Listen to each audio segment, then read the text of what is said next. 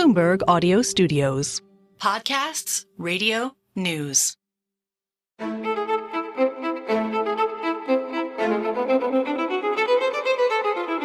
I feel that we talk obsessively that the problem in politics is at the extremes, far right, far left. I think the problem is actually in the center.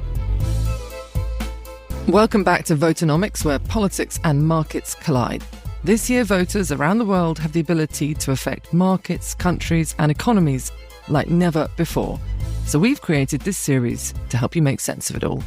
I'm Allegra Stratton. And I'm Adrian Wooldridge.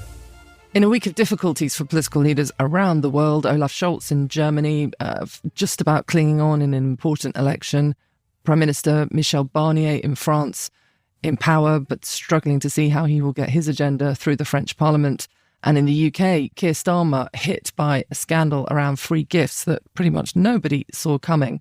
We're going to talk more to the gentleman you heard at the top of the podcast. Michael Ignatieff was the leader of Canada's Liberal Party from 2006 to 2011. He led his party to an historic defeat. We'll hear more of that interview later. But first of all, we're heading into the final stretch of this year of elections, aren't we, Adrian? And I think actually the realities, even for some of those elections which have been and gone, and we have conclusive results like the one in the UK, it is not plain sailing for those new governments. It's quite a startling turnaround, isn't it? It's quite extraordinary. We have the Labour Party conference. It ought to be a great celebration. You know, Labour has just come back to power with a massive majority. The Tories have collapsed. They have, I think, the goodwill of most people in the country.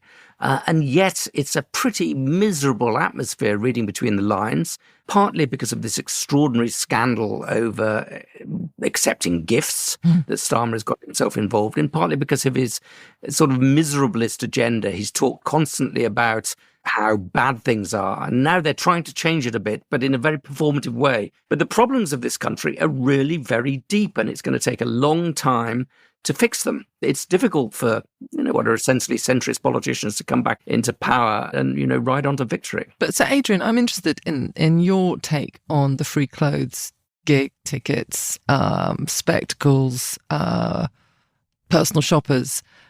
Froth or says something deeper? You only get one chance to make a first impression, and their first impression has not been good. And they've also acted in, hypocrisy is the greatest of all sins in a democracy. And they've been hypocritical. They lacerated the Tories for corruption, for Partygate and all the rest of it. They come into power and they do what most people would consider to be very similar things. When Rachel Reeves made her speech to conference, the backdrop was something we called it the readout, the booming gloom. It's gone too far. And as you say, they all were sort of instructed to go out and course correct and be less gloomy. And one of the nuggets in her speech was this idea that, that investment is the answer, and that maybe even the government treasury rules might be looked at in order to allow borrowing to invest. So I think they're trying to say to their supporters who are immensely grumpy that they've had to go out and defend these free clothes, which they don't think are defensible. They've contorted themselves into all sorts of weird arguments in order to make the case, which they're not comfortable with. So they're having to say to their own followers, look, there is a point to this Labour government after all. Just wait until the budget, which is 6 weeks away. Yeah, the problem is that they sort of have this mentality of basically saying, invest in Britain. We're a basket case. I mean, they've spent so long saying how awful things are and how many deep structural problems Britain has, which it does, that it's also now very difficult to get foreign investors to come here and invest. Also, a lot of the solutions to the shortage of money, for example, such as public-private partnerships, which I think they will revive in some sort of way. In the past, they've demonized and said is a terrible set of ideas. Adrian, looking further afield, France, Keir Starmer could take some comfort from thinking he's not alone. Looking across to France, where Michel Barnier has become Prime Minister, but it is still not clear how he can get through Parliament, what he'd like to get through. And then Olaf Scholz in Germany just about clung on in an election at the weekend, but it was a very, very close-rung thing. So as is the theme of this podcast, the travails of world leaders continue. Oh, absolutely. Barnier is trapped in a really paralysed political system. And Schulz, I mean, the only way he sort of survived, I think, in this election was not appearing himself. He sort of disappeared. He hid himself during the election campaign because he's so unpopular. He's a drag on the ticket. But I think there's something bigger here that's going on, not just France and not just Germany, but Europe as a project. I read the Draghi report on European economic performance, and not only is it incredibly depressing, but the one solution that Draghi seems to think we need to have, which is much more centralized investment in high tech and the rest of it, seems to be something that we can't do. So it's hard to see the great phrase, the light at the end of the tunnel, which Keir Starmer will undoubtedly use in his speech today. It's hard to see any light at the end of the tunnel for the whole of the European continent. So not good news for anybody at the moment. Didn't somebody once say that the light at the end of the tunnel is an oncoming train? Exactly. May well, be careful of those lights at the end of the tunnel. Chinese-made train, probably.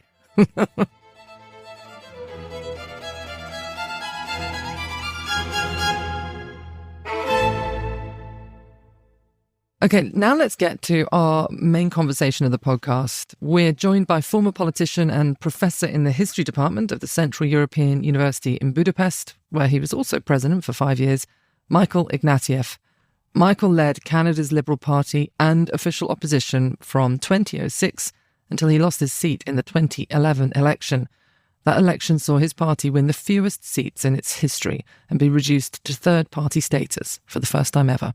Now, Michael, we often have analysts and academics and writers on this podcast, but we don't frequently have politicians or people like yourself who've actually been on the front line.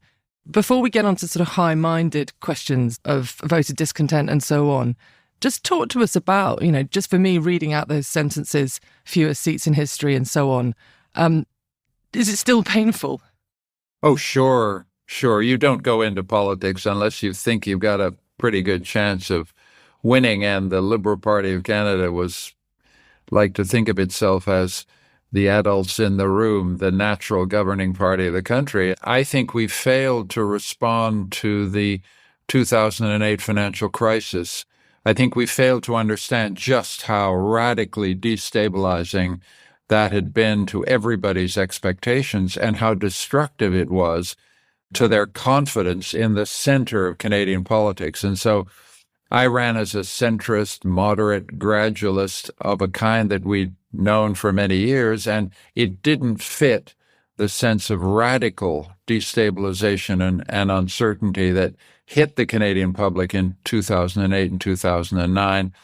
So we got clobbered. And to go back to where we started, it's a very, very difficult experience to get over. I've had a fantastic time since politics, and I'm all fine, and don't cry for me, Argentina, but it wasn't easy. Can I ask you a little bit about the destabilization? I just wonder, there was a sort of formula that liberalism reached, which was economic liberalism to social liberalism. And that did brilliantly in the 1990s under Blair and Clinton. But are we seeing that formula falling apart over things like immigration and public health and all sorts of areas? Do we need a new formulation of liberalism to deal with the fallout of the financial crisis and more? Adrian, I think there's something to that. I feel that we talk obsessively that the problem in politics is at the extremes, far right, far left. I think the problem is actually in the center. I'm a liberal, proud liberal, but I think we didn't listen at all to the white working class that in my childhood was in unions, was organized, felt intense pride in the work they were doing, and then lost income, lost status from the early 1970s onwards. We didn't listen or pay attention to the staggering increase in inequality that began to set in after the oil crisis of the 70s. And so instead, we focus, this is the more controversial part, on a revolution in inclusion, which meant embracing a multicultural society, embracing the consequences of feminism, bringing racial minorities into the center. I'm in universities now, and we've enormously promoted the entry of recent immigrants, minority groups, women, into the heights of higher education, preaching the doctrine of equality of opportunity. But the equality we delivered was for those groups and not for the white majority. And I think that's triggered an enormous backlash, and it's threatening the center of politics. Let me be clear. I am a passionate believer in the revolution of inclusion.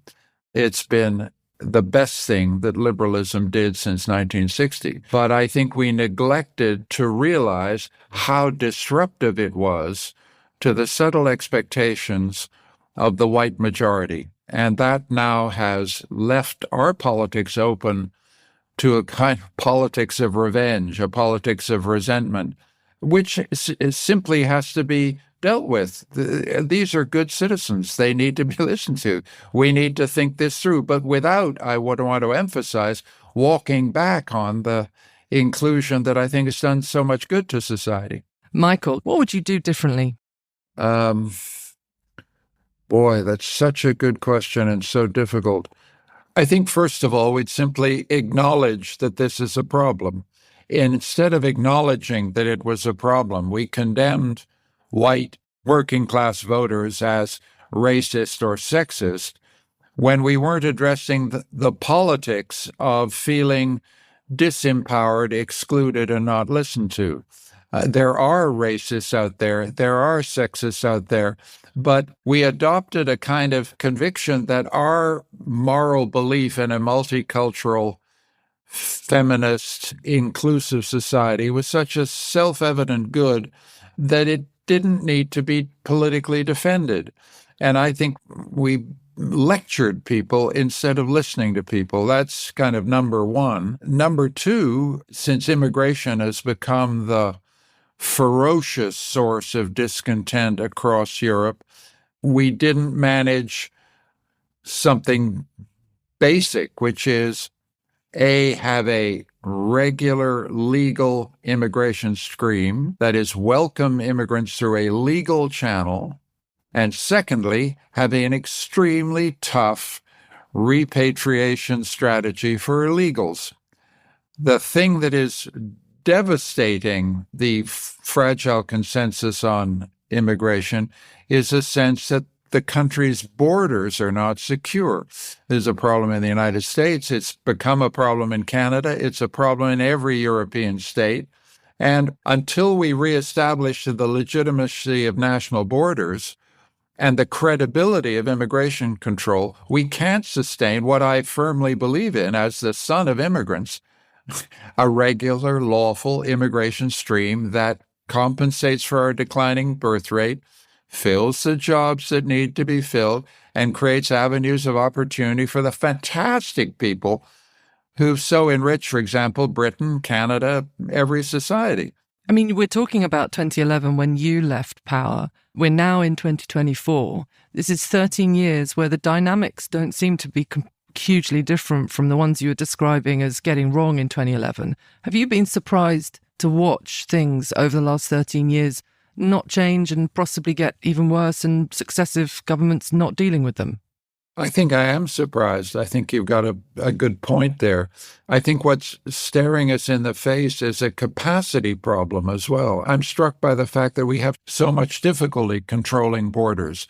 I mean, in Italy, I get it. It's got such a huge littoral, and it's exposed into the Mediterranean. But I am a bit surprised that two powerful nation states, Britain and France, cannot control these boats. I simply don't understand it. And then the solutions that are proposed, flying everybody to Rwanda, are so ridiculous that you can't imagine that they aren't laughed off the table of British politics.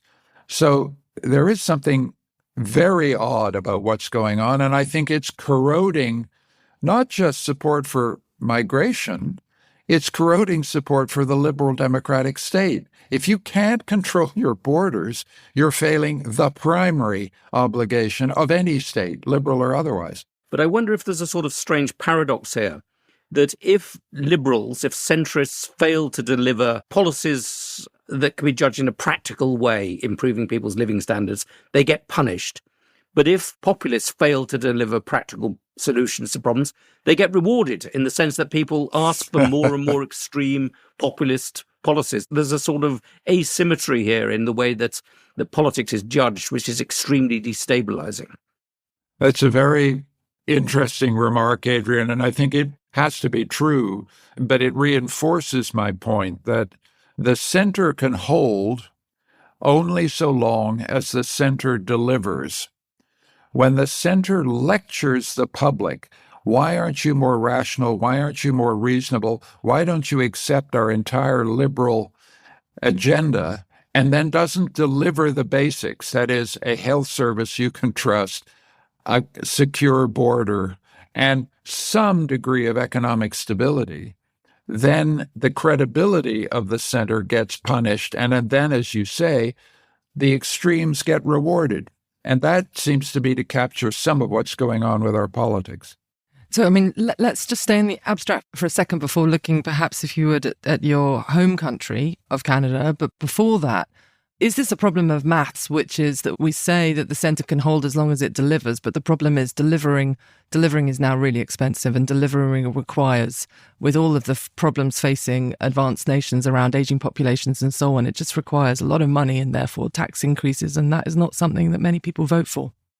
I think that's certainly true. I live, Allegra, in Austria, where the center holds because it's basically a high taxation environment that manages to hold its legitimacy because it delivers. The trains are on time, the health service is pretty good, the education is okay. That you get a kind of balanced equilibrium, high taxation but good public goods. In Britain, you appear to have, in international comparison, low rates of taxation and very poor public services. And the whole privatization effort in the 90s seems to have not delivered the service improvements. So you have a kind of constantly discontented electorate paying more for less. And that's just pulling the center out of liberal centrist politics. Can you talk to us about the Canadian situation right now, which is you've got Trudeau in power. He's supposed to face an election next year, but it could happen at any point, couldn't it, Michael? Just talk to us about that. And apparently he's facing a politician that some people are calling a polite Trump. You may not agree with that. I think that my successor as leader of the party led the party to a thumping victory in 2015. I left the party in third place, and he took it to first place and has been in power ever since.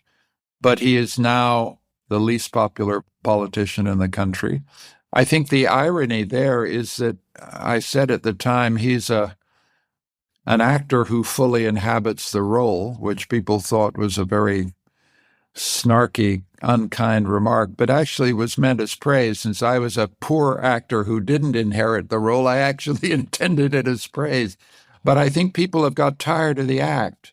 He's always on message. He always sticks the landing. Every speaking point is hit. And yet the cumulative effect is of inauthenticity. People simply don't believe it anymore. And so he's in that terrible situation of often saying the right things, but nobody's listening. And I think at the moment he faces the prospect of defeat, although he would be the last person in Canada to admit it and believes he will lead the party into the next election and that he will win the next election. I don't quite see how, but one of the great things about political leadership is you sometimes have to believe in yourself when nobody else does, and that's clearly what he's doing. As for his opponent, he's facing a man that I knew well in the House of Commons, Pierre Poilievre, who has an extraordinary story. He's from the Midwest of Canada, very poor, difficult childhood. This is enormously in his favor, but he's the downside, and this is a feature of British politics and other politics, he's never done anything other than politics. He's been a staffer since the early 20s. He's learned an attack dog style of politics taken straight from the U.S. Republican Party. And when people say he's a small version of Trump, I think he's adopted the entire style of American politics. And it's disturbing that's finding an audience in Canada, but because Canada walks around saying we're a nicer, kinder America and our national identity survives on invidious comparison with our awful neighbors to the south, whom we frantically envy but simultaneously despise. But I think we're going to get possibly a Canadian version of Trump in 2025, and that I think is not good for the country. Because the fact about Canada is that it is this gigantic democracy on tiny population on a huge landscape. We're so spread out from Atlantic to Pacific to Arctic that the job of a prime minister is basically one thing: keep the show on the road. And you can't keep the show on the road if you run one section of the country against the other, one group of Canadians against the other. Unity is the only thing a Canadian prime minister has to do, and I fear that Pierre Poilievre has forgotten that. Because Poilievre's major proposal is axe the tax, which is get rid of this forthcoming increase in carbon tax. Do you think that's pitting one bit of the population against another? Well, he's figured out something that is a real issue in liberal democratic politics everywhere, which is that climate change politics is not religion. It's politics. It's highly divisive. And at a time of rising inflationary pressures on people's household incomes, the prospect of spending money on a carbon levy on your gasoline is extremely unpopular. And so he's seized on that and hopes to ride his way to power. But it's symptomatic of a wider problem across liberal democracies, is that climate change policies are becoming more and more and more unpopular. And so a liberal politics that cares about climate has got to stick with its convictions. And, Trudeau has sacrificed some of his legitimacy by wobbling on carbon tax issues at a time when I think we need to double down. You've been very pessimistic about liberal democracy during this talk, which I resent a bit because that's normally my job, and you've seized the mantle. But I wonder if there's anything sort of positive that we can think about over the last year or so, and whether there is a chance that we may be seeing the end of Trump, in the coming election. He doesn't seem to be the leader in this election, right? Is there any good news that you can see in the past and potentially in the future? Oh boy, I'm no is not an option. I'm struggling a bit. Yes, I think liberal democracy is having a very difficult time at the theoretical level, and that's not the right way to answer the question, I know, but let me go there. The reason we should care about liberal democracy, in my view, is that it's power, checking power to keep the people free. One of the things that I think has got lost is we have a liberal democracy in which we have an ever more overpowering state that is ever less competent.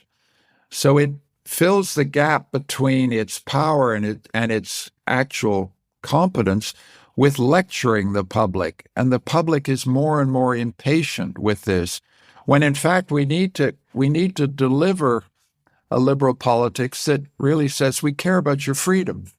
I don't mean the Thatcherite freedom. I mean the freedom that is sustained by just good, decent public goods that we all share.